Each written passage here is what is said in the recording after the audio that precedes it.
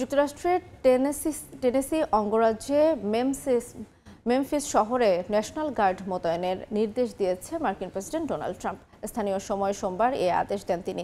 এ পদক্ষেপের অংশ হিসেবে গঠন করা হবে মেমফিস স্টেট টাস্ক ফোর্স, যেখানে থাকবে FBI, drug enforcement administration, immigration and customs enforcement ও মার্কিন মার্শাল সার্ভিসের সদস্যরা। তবে কবে থেকে এই বাহিনী মোতায়েন হবে তা নির্বাহী আদেশে উল্লেখ নেই। ট্রাম্প বলেছেন, স্থানীয় সরকার কার্যকরভাবে প্রতিক্রিয়া জানাতে ব্যর্থ হয়েছে। মেমফিসে সহিংস অপরাধের মাত্রা ভয়াবহ। অন্যদিকে মেমফিসের ডেমোক্র্যাট মেয়র পল ইয়াং এক্সে পোস্ট করে জানান তিনি ন্যাশনাল গার্ড মোতায়েনের পক্ষে নন।